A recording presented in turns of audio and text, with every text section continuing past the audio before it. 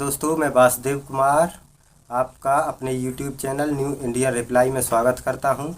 तो आज का वीडियो है, एक पाकिस्तान का YouTube चैनल है जिसका नाम है PNMM, जिस पर फारिस नाम का एक पाकिस्तानी है जो वीडियो बनाता है। पहले वह भारत के चैनल्स पर रिएक्शन देता था और अपना प्रोपेगेंडा धीरे धीरे फैलाता था। उसके बाद उसने भारत के कुछ चुनिंदा चैनलों को चुना और उन पर प्रोपेगेंडा करने लगा, जिसमें से एक है नेशन फर्स्ट।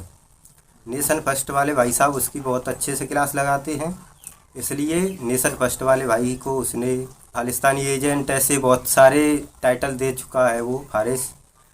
उसके बाद उसने अब क्या किया है कि वो धीरे धीरे हिंदू धर्म पर प्रश्न चिन्ह लगाना शुरू कर दिया है। मैंने कल इसका एक वीडियो देखा था, एक इंडियन यूट्यूब चैनल है फेस टू फेस, उस पर इसने रिएक्शन दिया।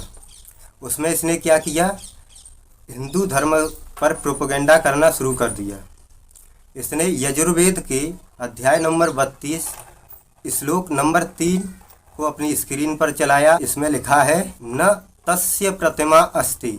इसका मतलब ये है कि यजुर्वेद में भी लिखा है कि ईश्वर की कोई प्रतिमा नहीं है, यानी मूर्ति पूजा जो हिंदू करते हैं वो गलत है। इसका कहने का मतलब यही था। इसने यह श्लोक किसी मौलाना की डिबेट या कहीं से देखा होगा और इसने आकर के यूट्यूब चैनल पर प्रोपेगेंडा करना शुरू कर दिया। तो फारिस, मैं तुझे बताना चाहता हूँ, इसमें प्रतिमा का मतलब मूर्ति नहीं है।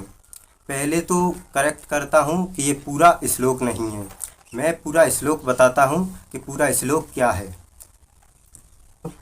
न तस्य प्रतिमा अस्ति यस्य नामः रण्यगर्भे इत्येष ममः हिंदित्येषा यमाः जातः इत्येष। ये है पूरा श्लोक। यह श्लोक देवराज इंद्र के लिए है और इसमें प्रतिमा का अर्थ मूर्ति नहीं है। प्रतिमा का अर्थ यहाँ पर प्रतिमान है, यानी कहा गया है कि देवराज इंद्र आपके समान या देवराज इंद्र के समान कोई दूसरा नहीं है, या ईश्वर के समान कोई दूसरा नहीं है।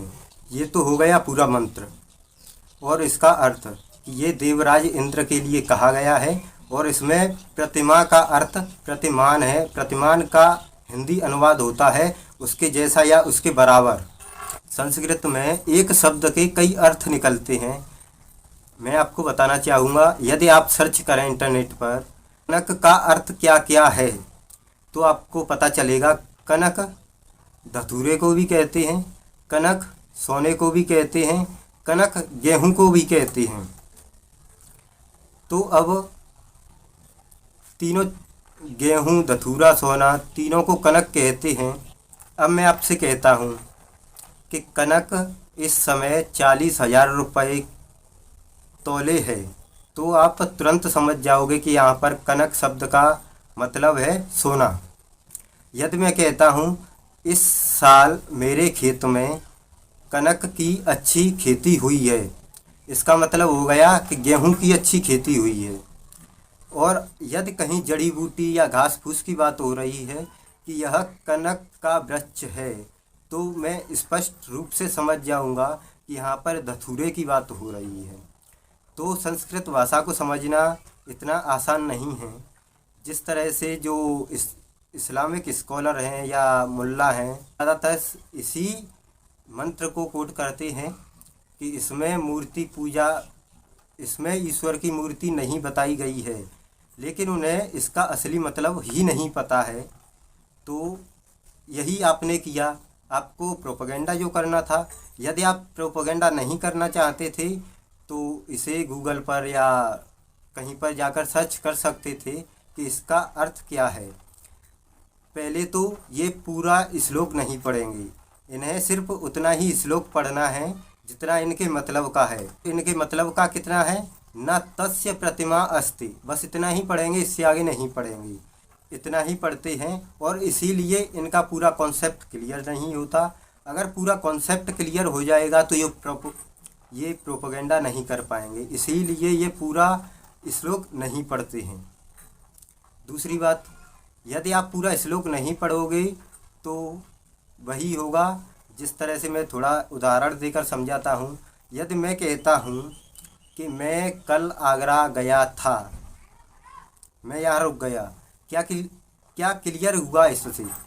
मेरे इतने कहते ही सामने वाला सोचेगा कि ये कल आगरा गया होगा, लेकिन उसके बाद मैं कहता हूँ मैं कल आगरा गया था, लेकिन आगरा से 2 किलोमीटर पहले ही बस खराब होने के कारण मैं वापस लौट आया। तो मैं आगरा तो पहुंचा ही नहीं, लेकिन सामने वाले को सिर्फ आधा बताने के कारण उसे लगेगा कि ये तो कल आगरा गया था। यही एक छोटा सा उदाहरण और दे देता हूँ। मैंने किसी किताब को खोला और उसमें से थोड़ा सा पढ़ा पीछे जाकर कि उस राजा की मृत्यु हो गई। इससे क्या कॉन्सेप्ट क्लियर हुआ? कौन सा राजा, किसकी मृत्यु, कैसे हुई? क्या इससे कुछ पता चलेगा? नहीं पता चलेगा। यदि मुझे इसका सही अर्थ ढूंढना है या जानना है कि किसकी मृत्यु कब और कैसे हुई, तो मुझे शुरू से पढ़ना पड़ता है। यही है यहाँ पर। यदि आप पूरे अध्याय नंबर 32 को पढ़ोगे तो कोई डाउट रहेगा ही नहीं। सिर्फ आपको इतना ही कहा जाता है कि उस राजा की मृत्यु हो गई। वो आपने सोच लिया, हाँ यहाँ पर लिखा है कि उस राजा की मृत्यु हो गई, पर कैसे, कब, क्यों, ये जानने के लिए आपको शुरुआत से पढ़ना पड़ेगा।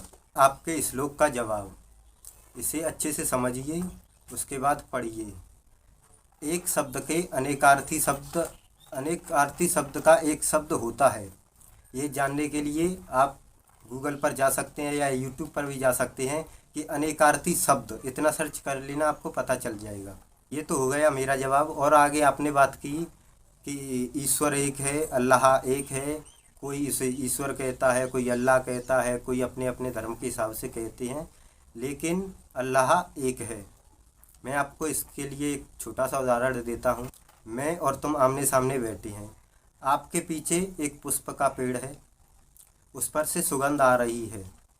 आपने मुझसे कहा कि मुझे सुगंध आ रही है, लेकिन मैंने कहा कि सुगंध इस वृक्ष से या इस पुष्प से आ रही है। वह पुष्प या वृक्ष आपके पीछे था, इसलिए आपको नहीं दिखा, लेकिन मैं उसके सामने बैठा था, मुझे दिख गया। अंतर सिर्फ इतना ही है। आप कहते हो कि ईश्वर निराकार है, हम कहते हैं कि साकार है। आप कहते हो कि उसकी कोई रूप, रंग, रूप, वेशभूषा नहीं है, हम कहते हैं कि उसका रंग, रूप, वेशभूषा है। ईश्वर अपने हिसाब से रंग, रूप, वेशभूषा रख सकते हैं, ये हमारा मानना है, लेकिन आपका मानना है कि उसका कोई रंग, रूप, वेशभूषा नहीं है। ये तो हो गया मेरा कॉन्सेप्ट या मेरा उदाहरण, लेकिन मैं इससे सहमत नहीं हूँ। क्यों? अगर ईश्वर, अल्लाह या जितने भी धर्म हैं उनके भगवान सिर्फ एक हैं, तो कुरान में मनुष्य यानी मानवों को 2 हिस्सों में क्यों डिवाइड किया गया है? एक गैर मुस्लिम, दूसरे मुस्लिम। अगर सबका ईश्वर एक है तो 2 पक्षों में क्यों बांटा हुआ है उनको, कि एक अल्लाह को मानने वाले और दूसरे काफिर। अब हमारे धर्म में देख लीजिए, हिंदू धर्म में यहाँ पर किसी भी प्रकार के धर्म की बात नहीं की गई है कि हिंदू धर्म या क्रिश्चियन धर्म या सिख धर्म या मुस्लिम धर्म। यहाँ पर सिर्फ मानवता की बात की गई है। भगवत गीता में भगवान श्री कृष्ण जब जब अर्जुन से कहते हैं, उसमें ना तो हिंदू न सनातनी ऐसा शब्द कोई प्रयोग नहीं करते। सिर्फ कहते हैं यदि मानव ये करेगा तो मानवता के लिए ये अच्छा होगा, और यदि मानव इस तरह से करेगा या ये करेगा तो इससे ये मानवता को नुकसान होगा। हमारे धर्म में केवल मानवता के लिए बातें कही गई हैं, लेकिन आपके धर्म में सिर्फ और सिर्फ मुसलमानों के लिए बातें कही गई हैं। मुसलमानों को जन्नत मिलेगी, बाकी के जो लोग हैं जो इस्लाम को नहीं मानते वो सिर्फ जहन्नुम में जाएंगे आपके इस्लाम के बकौल। लेकिन इस तरह का कॉन्सेप्ट हमारे धर्म में नहीं है। आपने कहा सभी धर्मों के सभी भगवानों की इज्जत करनी चाहिए, सम्मान करना चाहिए, लेकिन इस्लाम में ये शब्द कहाँ है कि सभी धर्मों का सम्मान करना चाहिए, सभी धर्मों के देवी देवता यानी भगवानों का सम्मान करना चाहिए? ये इस्लाम में किस जगह पर लिखा है, ये आप बता दीजिए। मैं आपको कुछ बताऊंगा क्योंकि आपने जो यजुर्वेद का अध्याय नंबर 32 श्लोक नंबर 3 मेरे सामने पेश किया है, मैं भी आपको कुछ चुनौती देकर जाऊंगा बाद में कि आप इससे क्लियर कीजिए। लेकिन मैं उससे पहले कुछ बताना चाहता हूं। आपने कहा सभी का सम्मान करना चाहिए, लेकिन आपकी ही कुरान में लिखा है सूरा नंबर 9 आयत नंबर 5 में, और क्या लिखा है मैं पढ़ के बताता हूँ उसको। जब वर्जित महीने बीत जाएं तो मुशरिफों को यानी काफिरों को जहाँ पाओ वहाँ उनको कत्ल करो और उनकी घात में बैठो जब तक वह तौबा करके कलमा ना पढ़ लें, यानी वो जब तक मुसलमान नहीं बन जाते। तो ये कहा गया है आपके मजहब में गैर मुस्लिमों के लिए। आपने कहा कि सभी भगवानों का सम्मान करना चाहिए, लेकिन आपकी ही कुरान कहती है कि नहीं करना चाहिए। इसका उदाहरण मैं देता हूँ। जब आप अजान पढ़ते हो उस समय क्या कहते हो? असदो इलाहो इल्लल्लाह। इसका मतलब है कि अल्लाह के अलावा कोई इबादत के लायक नहीं है। असदो मोहम्मद रसूलुल्लाह का मतलब है रसूल के अलावा, मोहम्मद के अलावा कोई पैगंबर नहीं है। जैनों के 24 तीर्थंकरों का अपमान, सिखों के 10 गुरुओं का अपमान, हिंदुओं के 10 अवतारों का अपमान, और आप कह रहे हो कि इज्जत करनी चाहिए। कैसे इज्जत करते हो? दिन में कितनी बार नमाज पढ़ते हो आप? और हर बार यही कहते हैं कि पैगंबर के अलावा कोई पूजनीय नहीं है, अल्लाह के अलावा कोई पूजनीय नहीं है। आप अपमान तो दिन में कई बार करते हो, तो फिर इस चैनल पर आकर ये क्यों कह रहे हो कि सबकी इज्जत करनी चाहिए? आप इज्जत नहीं करते हो। मैं बस इतना ही कहना चाहूँगा। और फारिस के लिए मैं 2 आयतें देना चाहता हूँ कुरान मजीद से। सूरा नंबर 9 की आयत नंबर 29, और दूसरी है सूरा नंबर 9 की आयत नंबर 68। यदि फारिस मेरा ये वीडियो तुझ तक पहुँचे तो ये दोनों आयतों का हिंदी में अनुवाद करके हमें ज़रूर बता देना कि इसमें क्या लिखा है। इसके अलावा भी मेरे पास 26 ऐसी आयतें हैं जिन्हें मैं कोट कर सकता हूँ। आयत जिनका अर्थ नहीं बताना चाहेगा कोई भी मुसलमान। तो किसी भी धर्म पर आवाज़ उठाना या धर्म के खिलाफ प्रोपोगेंडा करना बंद कर। पहले जो नेशन फर्स्ट के साथ जो किया है वो कम नहीं है कि किसी भी व्यक्ति पर पर्सनल टैग लगा दिया कि ये खालिस्तानी है, खालिस्तानी समर्थन है, ये एजेंट है। हम इंडियंस हैं। यदि कोई इंडियंस किसी पाकिस्तानी को जवाब दे रहा है और वो जवाब पाकिस्तानियों को बुरा लगता है, इससे अच्छी खुशी की बात हमारे लिए क्या हो सकती है। यदि किसी हिंदुस्तानी से पाकिस्तानी नफरत करे तो हम समझ सकते हैं कि जो हमारा हिंदुस्तानी भाई है वो अच्छा काम कर रहा है, क्योंकि यदि दुश्मन को हम अच्छे लगने लगे तो समझ लेना कि हम अपना जो कर्तव्य है उसे पूरा नहीं कर रहे हैं, या हम अपने देश के लिए उतना लॉयल नहीं रहे जितना होना चाहिए। नेशन फर्स्ट वाले भाई LL सिंह आपको बहुत बुरे लगते हैं। यही हमें अच्छा लगता है कि हमारे देश के दुश्मनों को हमारे एक देशभक्त भाई बुरा लगता है। बुरा लगना भी चाहिए, क्योंकि दुश्मन को यदि हम बुरे लगेंगे तभी हमें पता चलेगा कि हम अपने देश के लिए अच्छे हैं। तो मैं फिर वही कहना चाहूँगा, किसी भी धर्म पर उंगली उठाने से पहले ये सोच कर रखना चाहिए कि सामने से मुझे जवाब क्या मिलने वाला है। मैंने आज तक कभी भी कुरान की कोई भी आयत या किसी को कोड नहीं की कि इसमें ऐसा है, इसमें ऐसा है, लेकिन जो कोड किया है इसका मतलब यहाँ पर प्रतिमा का मतलब प्रतिमान है, ये समझ ले।